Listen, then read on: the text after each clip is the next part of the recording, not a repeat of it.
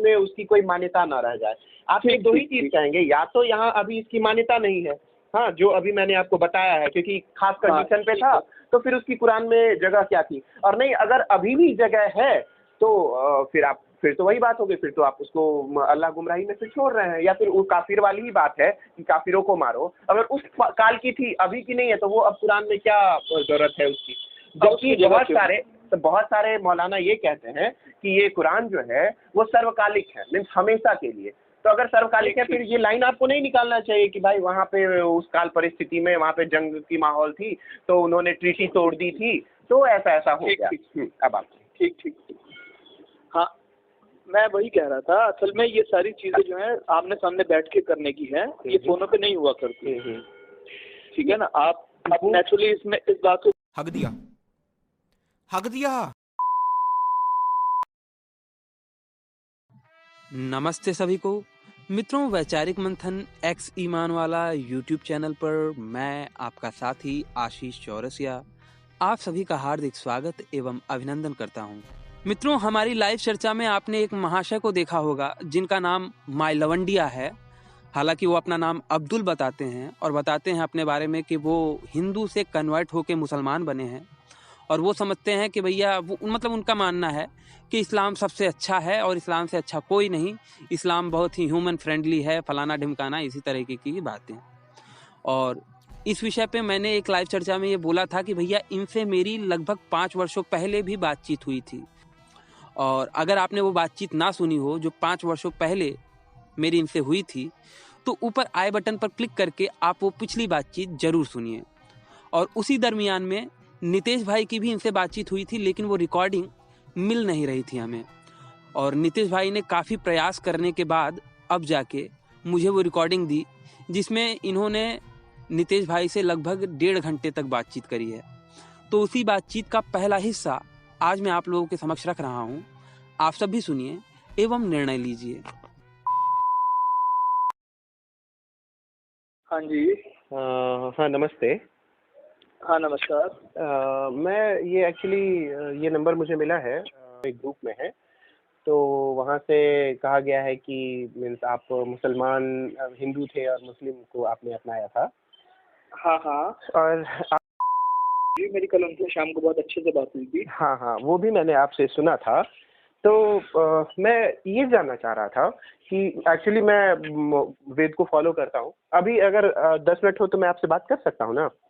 हाँ प्लीज। हाँ, तो मैं ये जानना चाह रहा था अच्छा, पहले अपना तो नाम बताइए। मैं आपकी आवाज़ बड़ी अच्छी लग रही है। धन्यवाद। मैं नितेश ठाकुर हूँ, और अच्छा। मैं वेद को मतलब पढ़ता हूँ, जानता हूँ, समझने की कोशिश करता हूँ, और मैं उस ग्रुप में ज्वाइन हूँ जहाँ पे ये कुछ मैसेजेस आते रहते हैं पंडित जी के हों।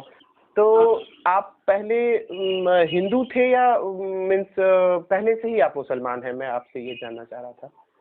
नहीं, मैं पहले हिंदू ही था। हाँ। पैदाइशी तौर पे, फिर मैंने धर्म मतलब दुनिया में जितने भी रिलीजन हैं उनको स्टडी करा, पढ़ा, समझा अपने लेवल पे। मैं जितना मेरी हद थी, जितनी मेरी कैपेसिटी थी, वो सब तक जाके मुझे पढ़ा मैंने। तो उसके बाद मुझे जो ठीक लगा मैंने वो इस्लाम कबूल कर लिया। हाँ, तो उसके बाद आपने इस्लाम कबूल किया है, और अभी आप टोटली मीन्स आप नमाज वमाज सारा चीज़ पढ़ते हैं? हाँ जी बिल्कुल। तो आपने शहादा दिया होगा, मीन्स वो मैं कबूल करता हूँ कि अल्लाह के सिवा ऐसा ही। हाँ बिल्कुल।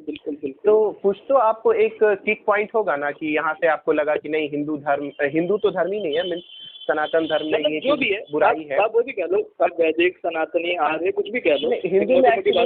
हिंदू में हाँ मोटी मोटी बात को हम लेके चल सकते हैं, लेकिन हिंदू धर्म में एक्चुअली क्या हो जाता है ना, वो मूर्ति पूजा पे जोर दे देते हैं, और बहुत सारे गपोड़ों को मानने लग जाते हैं, कपोल कल्पित बातों को मानने लग जाते हैं। मेरी बात सुनिए, मेरे प्यारे दोस्त, मैंने सिर्फ पुराण नहीं पढ़े जिनको आप डिसओन करते हो। सिर्फ पुराण नहीं, और भी जो बाकी चीजें हैं उनको भी पढ़ा है। मनुस्मृति भी पढ़ी है, जो ओरिजिनल मनुस्मृति है वो भी पढ़ी है, जो विशुद्ध मनुस्मृति है जो अब की आप लोगों ने एडिटेड कर रखी है वो भी पढ़ी है मैंने। ठीक है। मैंने मैकॉले और मैक्स मुलर के जो ट्रांसलेटेड वेद हैं वो भी देखे हैं, ऐसी बात नहीं है। तो मतलब I am not totally ignorant, मैं ये कह सकता हूँ। तो आपने कहा कि मैंने वेद नहीं पढ़ा है, अभी आप कह रहे हैं कि नहीं, आपको गलतफहमी हुई है। मैंने उनसे कहा, मैंने पढ़े हैं, अपने लेवल पे मैंने स्टडी किया। मैं ये नहीं कहता कि मैं कोई स्कॉलर हूँ या मुझे कोई सर्टिफिकेशन हासिल है, अपने लेवल पे मैंने स्टडी करा है। आपकी जो उम्र आपने बताई, हाँ मैं भी आप ही के उम्र, हाँ मैंने अभी अपनी उम्र नहीं बताई। नहीं अभी नहीं, उनसे बात करते हुए आपने कहा कि आप 55 के हैं, अच्छा। 30 के हैं। मैंने आपको बताया। उन्होंने क्लिप भेजी क्या आपको? नहीं, वो क्लिप मुझे मिली, प्राप्त हुई। तो अच्छा। उसमें आपने जो वो कहा था कि आप 30 के हैं, तो मैं भी आपके उम्र के, हाँ नहीं, मैं आप ही के उसी उम्र में, आपसे बहुत बड़ा नहीं या बहुत छोटा भी नहीं। हाँ उम्र है, 1 साल का फर्क होगा। 28 के होंगे आप? हाँ बिल्कुल, आप सही कह रहे हैं। मैं अभी 26 का हूँ। हाँ तो मैंने ये देखा कि हम लोग अभी मननशील हैं, हम भी अध्ययन कर रहे हैं, आप भी अध्ययन कर रहे हैं, चाहे मैंने भी कुरान को पढ़ा है, बाइबल को भी पढ़ा है, और आप भी वेद को अगर पढ़े हैं, कुछ तो खासियत आप कुरान में देखे होंगे जो वहां पे आप जाके टिक गए। तो मैं ये जानना चाहता हूँ कि आप पहले पैदा लिए हिंदू परिवार में, तो हिंदू परिवार से आपको कुछ लगा होगा कि इस्लाम में बेटर है, मीन्स यहाँ वो नहीं है और मुझे इस्लाम दे रहा है, तभी ना कुछ अच्छा ही की तरफ जाते हैं हम। अच्छा, एक काम करेंगे, एक रिक्वेस्ट है आपसे। हाँ बिल्कुल, कहिए। मुझे आपसे बात करने में कोई दिक्कत नहीं, लेकिन अब हो ये रहा है, उन्होंने, पंडित जी ने वो मेरा नंबर ग्रुप में शेयर कर दिया ना, अब उनका लगातार कॉल आ रहा है मेरे पास। तो देख, तो उससे काफी देर बात हुई, मैं थोड़ा टायर्ड सा फील कर रहा था, क्योंकि गर्मी है ना। हाँ बिल्कुल, हाँ मैं तो फील भी कर रहा हूँ। सिर्फ फोन कान पे लगाओ तो कान और गर्म हो जाता है, लाल हो जाता है कान भी। और दिल्ली में तो और भी काफी गर्मी होगी। हाँ बिल्कुल। आप बाहर से हैं क्या? हाँ मैं तो बिहार से हूँ। अच्छा, बिहार। हाँ, कोई बात। तो क्या हम आगे बढ़ाएं या फिर अभी तत्काल में रख दूं, आप जो कहें। अभी थोड़ी देर रोक देते हैं, आप थोड़ी देर बाद फोन कर लीजिए, आधे घंटे बाद मैं थोड़ा पानी वानी पी लूँ, फ्रेश हो जाऊँ। ओके, कोई दिक्कत नहीं है। ठीक है ना, तसल्ली से आप आधे घंटे बाद फोन कर दीजिए। हाँ, मैं 3 बजे के आसपास करूँ तो दिक्कत नहीं? नहीं, कोई दिक्कत नहीं। Okay, bye. हेलो। हाँ भाई। हाँ जी, कौन? मैंने फोन किया था आपको। हाँ नहीं, वो तो याद है, लेकिन नाम बताइए। हाँ नितेश। हाँ कई बार। हाँ नितेश ठाकुर जी। हाँ मैं पूछ रहा हूँ। हाँ, आपने कहा था 3 बजे एक बार कर ले। हाँ कोई बात।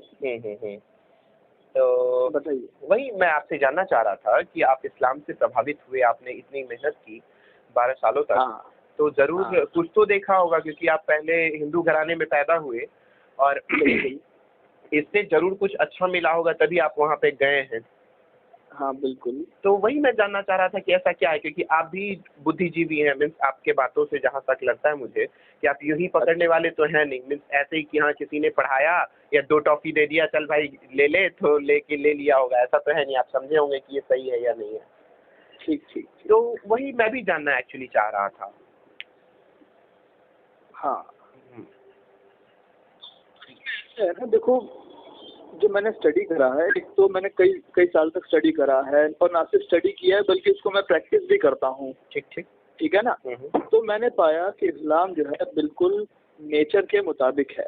इंसान का जो प्राकृतिक जो व्यवहार है, जिसे इंस्टिंक्ट बोलते हैं या नेचुरल बिहेवियर बोलते हैं, उसके मुताबिक जो चीज़ होनी चाहिए वही है, और इसमें किसी दूसरी चीज़ की गुंजाइश नहीं है। और दूसरी बात, क्या ये बोलना चाहिए कि जैसे एक व्यवस्था होती है, एक व्यवस्था को मानने वाले लोग होते हैं।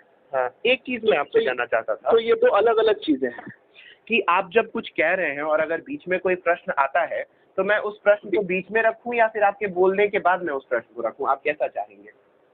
बीच में कोई, जैसे आपने कुछ कहा, जैसे आपने कहा कि इस्लाम जो है, मैंने कुछ कहा। हाँ, इस्लाम जो है इंसानी मतलब आपने क्या कहा था कि मैंने कहा था ये इंसान के नेचर के मुताबिक है। नेचर के इंसान जो प्रकृति है एक नेचुरल सिस्टम है, और इंसान का जो कुदरती जो व्यवहार है उसके मुताबिक जो चीज होनी चाहिए वही मैंने इसमें पाई। हाँ।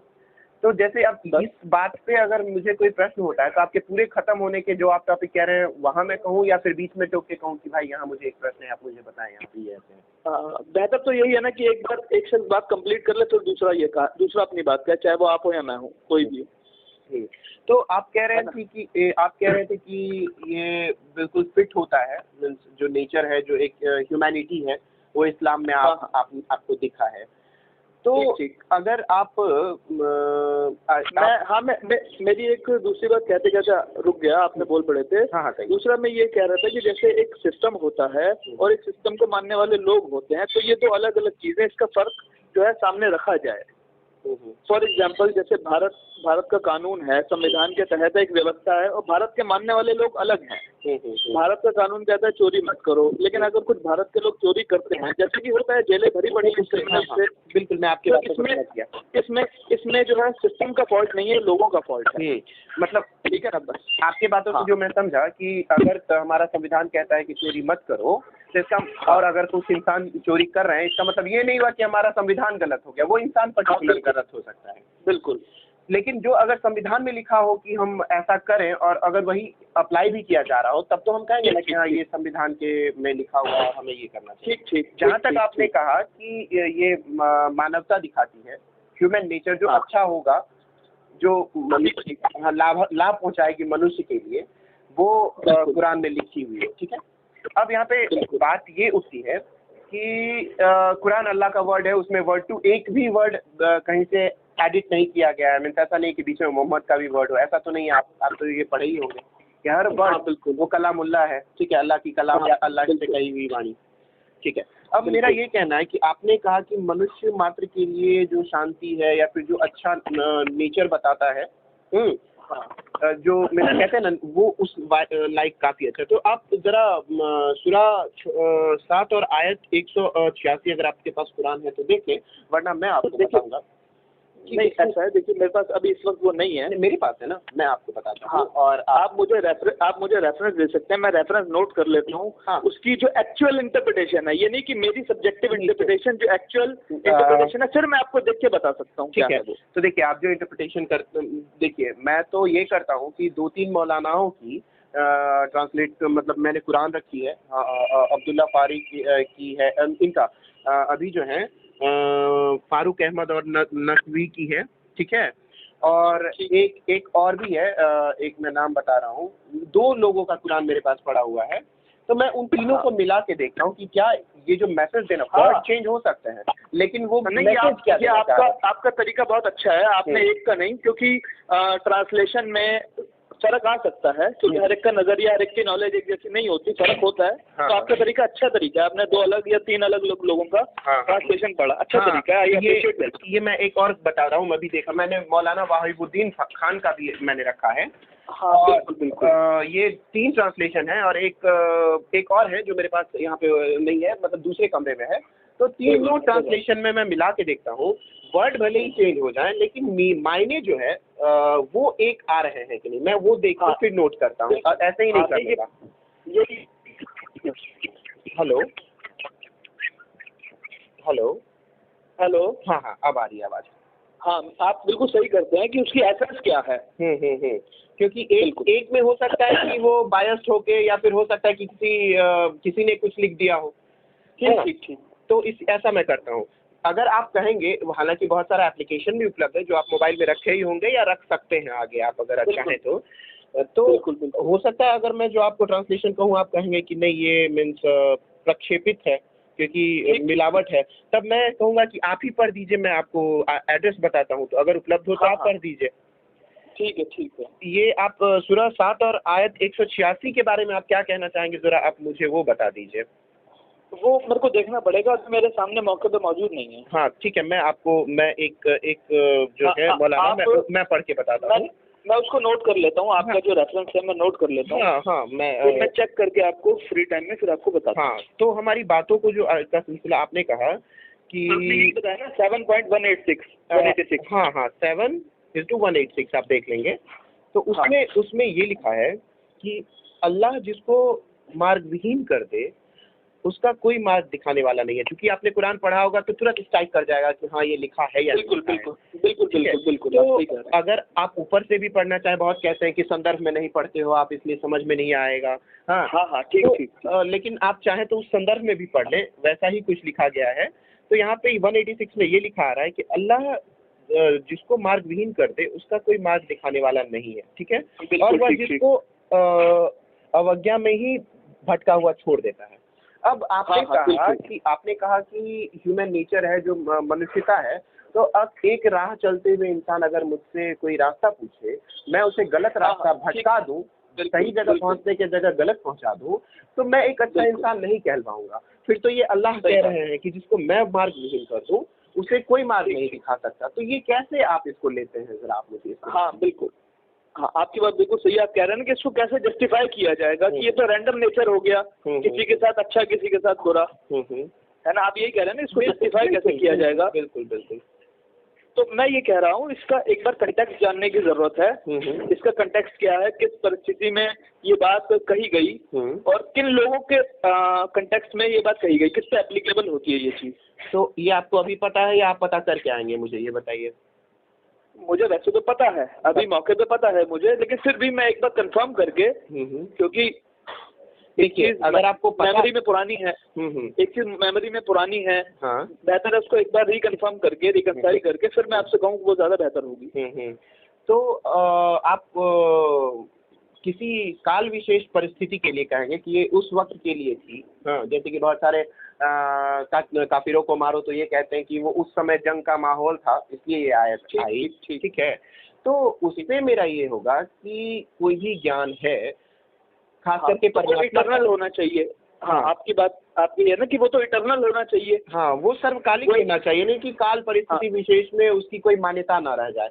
आप एक दो ही चीज कहेंगे, या तो यहाँ अभी इसकी मान्यता नहीं है, हाँ, जो अभी मैंने आपको बताया है, क्योंकि खास कंडीशन पे था, तो फिर उसकी कुरान में जगह क्या थी। और नहीं, अगर अभी भी जगह है तो फिर तो वही बात हो गई, फिर तो आप उसको अल्लाह गुमराही में से छोड़ रहे हैं, या फिर वो काफिर वाली ही बात है कि काफिरों को मारो। अगर उस काल की थी, अभी की नहीं है, तो वो अब कुरान में क्या जरूरत है उसकी। जबकि बहुत सारे मौलाना ये कहते हैं कि ये कुरान जो है वो सर्वकालिक है, मीन्स हमेशा के लिए। तो अगर सर्वकालिक है, फिर ये लाइन आपको नहीं निकालना चाहिए कि भाई वहाँ पे उस काल परिस्थिति में वहाँ पे जंग की माहौल थी तो उन्होंने ट्रीटी तोड़ दी थी, तो ऐसा हो गया। अब आप ठीक।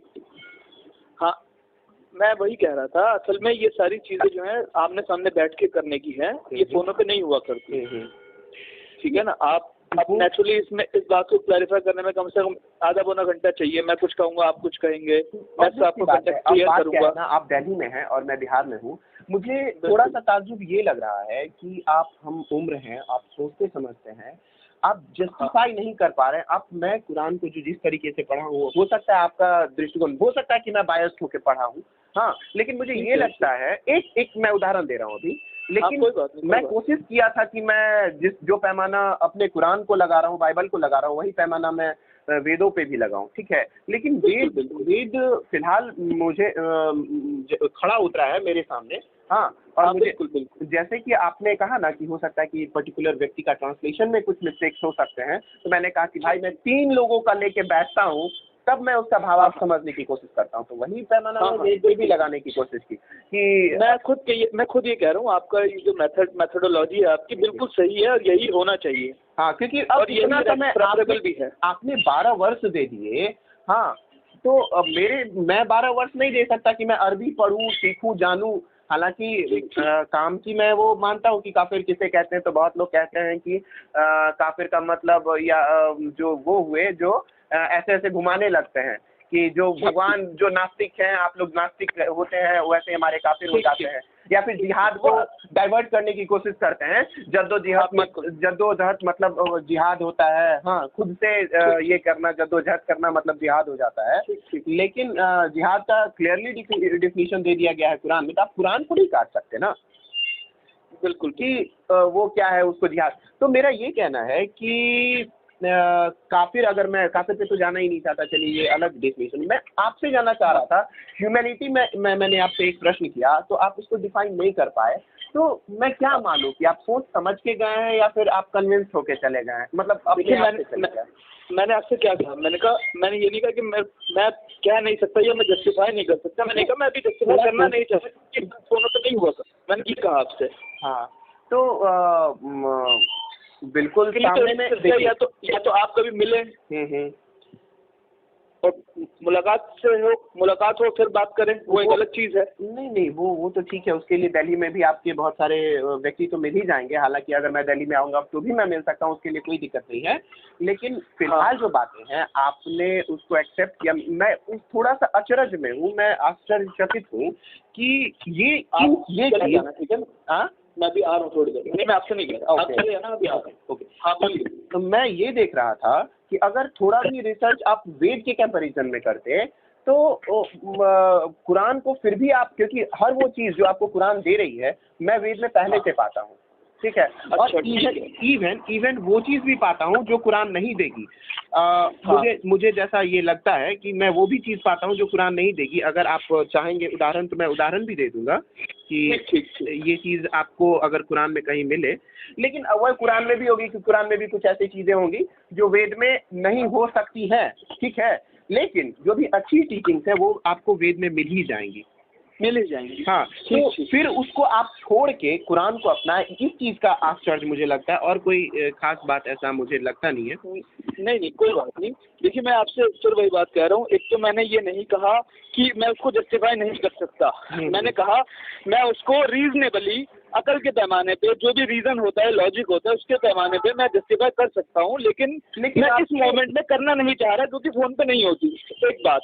दूसरी बात आपकी जो बातें सुन के मालूम होता है कि आपने आपकी यूँ बोलना चाहिए, आपकी मंशा सही है, आप जो ढूंढना चाह रहे हो ना वो बिल्कुल सही है, आपके सवाल भी बिल्कुल वाजिब है, होने चाहिए, यही होने चाहिए। लेकिन इसके जवाब के लिए मैं प्रेफर करूंगा कि आमने सामने हो, क्योंकि कई चीज़ों के हवाले देने पड़ते हैं, कुछ चीज़ों को एक्सप्लेन करना होता है, और फोन पे ये बातें नहीं हुआ करती, फोन पे ये चीज़ें नहीं होती। शास्त्रार्थ हमेशा आमने सामने बैठ के आप अपना पक्ष रखें, मैं अपना पक्ष रखूँ, मैं आपको हवाला दूँ, और फिर वो हवाला कन्विंसिंग भी हो, वो रेफरेंस कन्विंसिंग भी हो, सिर्फ रैंडम ना हो, ठीक है ना। तो इसलिए फोन पे ये सूटेबल नहीं है। अभी मेरे से 4 लोगों ने और कहा, मैंने कहा भाई ये मुमकिन नहीं है, इसलिए उनसे मेरी बात हुई कि जून के पहले हफ्ते में कि आप मुलाकात करना। तो कह रहे थे मैं पंडित जी का शिष्य हूँ। मैंने कहा ठीक है, कोई बात नहीं, कहाँ पे रखेंगे? तो वो कहते ग्रेटर नोएडा के आर्य समाज मंदिर में रखेंगे। मैंने कहा ठीक है, कोई बात नहीं, अभी चुनाव का दौर है, तो आप चुनाव के बाद जून के पहले हफ्ते में, स्कूलों की भी छुट्टियां होती हैं और गर्मी भी होती है, आमतौर पे काम वगैरह होता नहीं, तो रख लेंगे किसी भी सूटेबल दिन, संडे वनडे को। देखिए, पता है, मैं आपसे शास्त्रार्थ कम, मैं आपसे ये कह रहा हूँ कि जो भी कंफ्यूजन है वो क्लियर करें। मैं ये नहीं कह रहा कि आपने कुछ मंत्र डाले और उसके एवज में मैं वेद के मंत्र डाल रहा हूँ। हाँ, मैं ऐसा नहीं, मैं ये कहना चाह रहा हूँ कि जैसे कि मैंने भी कुरान पढ़ा है और आपने भी कुरान पढ़ा है। अभी जैसे आपने काशिर का जिक्र किया, मैं आपको बताऊं, मैं ब्रीफ में बताऊंगा क्योंकि फोन पे ज्यादा टाइम नहीं होता। ठीक है, देखिए, मैं आपको एसेंस में बता रहा हूँ काफिर कौन होता है। पहली बात तो काफिर, जैसे कोई काम होता है, उस काम को करने वाले का भी एक टाइटल होता है। दान एक कर्म है, दानी वो व्यक्ति होता है, ठीक है ना, समझ रहे हैं? वैसे ही जो कर्म है वो है कुफ्र, जो काम है वो कुफ्र है, कुफ्र को करने वाला काफिर होता है। अब सवाल है ये कुफ्र क्या चीज है? काफिर तो समझ आ गया, कुफ्र करने वाला काफिर है, लेकिन ये कुफ्र क्या चीज है? कुफ्र का मतलब ये होता है जब कोई इंसान अपने पूरे होश हवास में जानता हो कि जो काम मैं कर रहा हूँ वो गलत है, ठीक है ना, वो शख्स जो पूरे अपने होश हवास में ऐसा काम कर रहा हो जो कि गलत हो, और उसका गलत होना वो व्यक्ति जानता भी हो, तो वो कुफ्र करता है। अब इसका एग्जाम्पल के तौर पे चाहे आप एक छोटे मोटे जेब कतरे को ले लीजिए, क्योंकि पता तो सबको होता है ना कि भाई जेब काटना गलत काम है। मेरी कोई जेब काट लेगा तो मुझे बुरा लगेगा, लेकिन मैं भी दूसरे की काट रहा हूँ, ठीक है ना। एक छोटा एग्जाम्पल ये हो गया। एक हायर लेवल पे जो हम कहते हैं कत्ल करना, लूटपाट करना, और दूसरों को, या फिर हम मॉडर्न टर्मिनोलॉजी में कहें ह्यूमन राइट्स के जो एक्सप्लॉइटेटर्स होते हैं, वो काफिर है। फॉर एग्जाम्पल, आपने हिटलर का नाम सुना होगा। हिटलर ने कितने सारे ज्यूज को, यहूदियों को कत्ल कर दिया, जबकि वो सारे तो सिविलियंस थे, वो कोई क्रिमिनल्स नहीं थे, वो आम लोग थे, नागरिक थे। तो इस्लाम की रूह से हिटलर काफिर था। दूसरा एग्जाम्पल लीजिए, देखिए भारत में जब, सुनिए एक मिनट सुन लीजिए, भारत में जब अंग्रेजों का शासनकाल था तो एक बड़ी इंपॉर्टेंट घटना घटी थी सन 1919 में, जलियांवाला बाग का कांड। याद है जो जनरल डायर ने उन तमाम लगभग 1500 1,500 से 2,000 जो सिख लोग थे जो बैसाखी का पर्व मना रहे थे उन पे गोलियां चलवा दी थी अंधाधुंध। ठीक है ना। तो ये जो जनरल डायर था इसका ये काम कुफ्र था, क्योंकि वो निहत्थे लोग थे, वो कोई प्रदर्शन भी नहीं कर रहे थे, वो तो बस अपनी बात रख रहे थे और बैसाखी की खुशियां मना रहे थे। तो ये जो नाहक जुल्म हुआ उन पे, ये कुफ्र है और कुफ्र को करने वाला काफिर है। इस लिहाज से हिटलर भी काफिर, इस लिहाज से क्या बोलना चाहिए, ये जो जनरल डायर है ये भी काफिर। और सुन लीजिए एक बात मैं आपको बिल्कुल अपनी अथॉरिटी पे क्लैरिफाई कर दूं, कुफ्र का या काफिर का दीन से कोई लेने देने नहीं है। एक शख्स हो सकता है कि मुसलमान घराने में पैदा हुआ हो, ठीक है ना, लेकिन अगर वो भी ये काम करेगा ना तो वो भी काफिर ही कहलाएगा। वो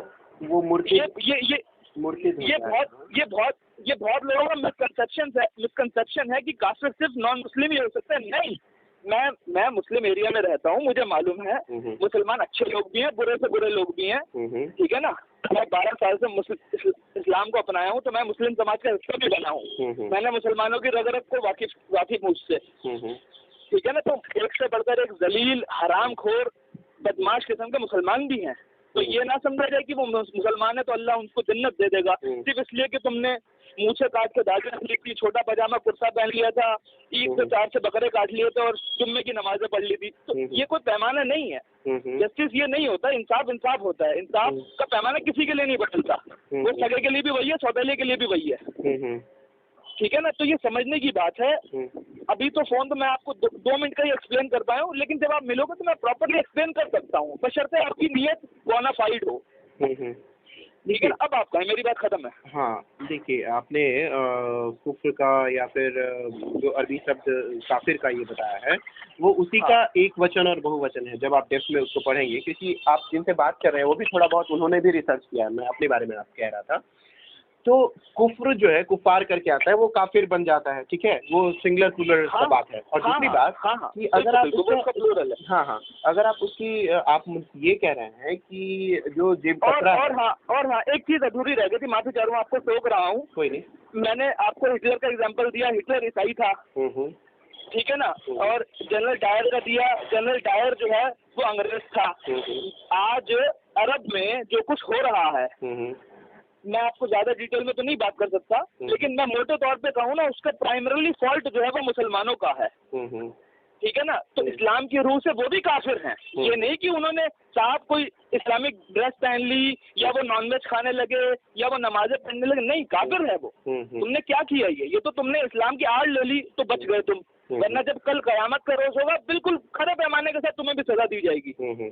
कुरान कितने मर्तबा कहता है कि कयामत के रोज किसी पे धागे के बराबर भी जुल्म ना होगा, धागे के बराबर भी जुल्म ना होगा, कोई अपना नहीं कोई पराया नहीं, हर एक को उसके अमाल का बदला चुकाना है। खैर वो तो कयामत की रोज की बात है, जुल्म तो यहीं पे हो रही है ना, अभी के जिंदगी में जुल्म बिल्कुल। मेरी बात सुनो, आपने ये बात कही नहीं, ये तो डाइवर्ट हो जाएंगे हम लोग, ये बात नहीं, एक कुछ समय के बाद करते हैं ना ये वाली बात। मैं इसी समय की बात कर रहा हूँ, इसी समय की बात नहीं, ये जो हम लोग टॉपिक लिए थे ना वो काफिर और कुफ्र वाली बात। एक बात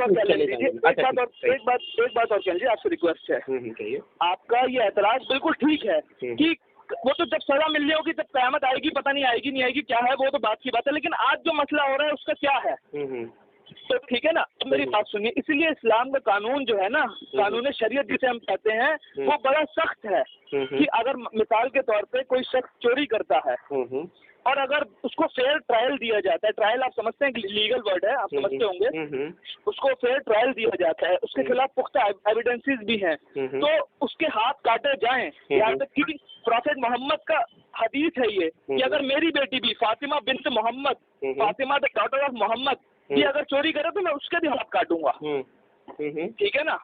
तो अब एक बात आप खुद इमेजिन कर सकते हैं, अगर किसी सोसाइटी में अगर 10,000 लोग रहते हैं किसी शहर में, सपोज अगर किसी एक के साथ भी ये चीज हो जाए, सरेआम किसी को प्रॉपर ट्रायल के बाद सजा दी जाए, तो क्या लोगों के दिल में दहशत नहीं होगी? फिर कौन चोरी करने की हिम्मत करेगा? देखिए ये तो इस्लाम का अपना क्रिमिनल सिस्टम भी है। देखिए आपने लॉ पे लेके चले गए, खैर वो पीछे वाली बात तो हम फिर से शुरू करेंगे क्योंकि अब यहाँ से लोगों बोलने का मन, अब आप आ जाइए, कुफर पे काफिर पे आ जाइए, फिर यहाँ से भी बोलने का मन हो रहा है ना, बात तो यहाँ चली गई। खैर कोई बात नहीं, कुफ्र काफिर पे हम थोड़ा सा एक लाइन में क्लेरिफिकेशन कर देते हैं। आपकी इच्छा है, नॉर्मल पुराने वाले टॉपिक पे काफिर और कुफ्र पे रहेंगे। हाँ, तो कुफ्र और काफिर पे जो बात है तो वो सिंगुलर प्लूरल, आपको भी पता है वो चीज़।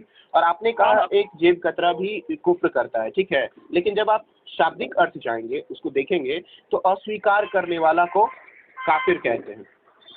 अब आप और दूसरी बात अस्वीकार, हाँ, आप बीच बीच में वो मन मेरा भी करता रहता है, इसलिए थोड़ा सा शांति रह जाए।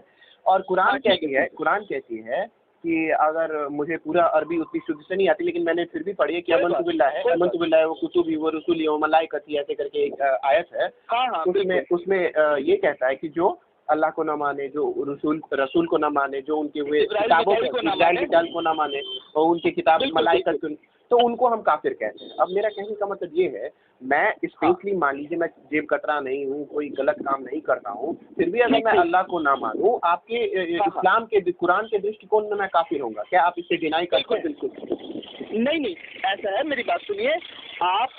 ये आयत एक तो आप पे लागू नहीं होती। आप बिल्कुल ठीक कह रहे हैं कि जब मैंने कोई जुर्म भी नहीं किया, लेकिन बस मैं सिर्फ जिब्राइल और मिकाईल को नहीं मानता, वो तो फरिश्ते हैं, फरिश्तों को तो देखा भी नहीं जा सकता, तो फिर मेरा जुर्म क्या है? मैं काफिर कैसे हो गया? आपकी बात बिल्कुल सोराने सच है, आपका ये ऑब्जेक्शन बिल्कुल सच है, लेकिन जवाब के तौर पर मैं ये कहूंगा कि उस आयत के कंटेक्स्ट को समझा जाए, क्योंकि कुरान जो है ना, कुरान सिर्फ मुसलमानों से रिलेटेड नहीं है, सिर्फ मुसलमानों से ही रिलेटेड है। आपको मैं बता रहा हूँ, मैं आपको मेरे दोस्त मेरे को पूरी बात कंप्लीट कर लेने दीजिए। Okay, sorry. कुरान का एक पूरा सिलसिला है जो हजरत इब्राहिम अलैहिस्सलाम से चला आ रहा है। हजरत इब्राहिम से हजरत मूसा जो कि ज्यूज के प्रॉफिट हैं, उनके बाद हजरत ईसा जो क्रिश्चियनिटी के प्रॉफिट हैं, और उसके बाद प्रॉफिट मोहम्मद जो मुसलमानों के प्रॉफिट हैं। ये पूरा कंटेक्स्ट है। और वो जो आयत है ना जिब्राइल और मिकाइल वाली, वो यहूदियों पे लागू होती है, और वो भी उस वक्त के यहूदियों के लिए, उस वक्त के लिए कि उन्होंने खास ऑब्जेक्शन रेज किया था, और तो उसके जवाब में ये बात आई थी। फिर तो पुराने ही वाला सवाल फिर से आ गया कि फिर ये समकालीन कैसे हुआ? ये सर्वकालीन क्यों नहीं हुआ? हाँ, उसका भी जवाब है, लेकिन मैं अभी उसका डिटेल जवाब है, उसको जवाब देने में बड़ी डिटेल लगेगी, और फोन पे मैं उस चीज को सूटेबल नहीं पाता।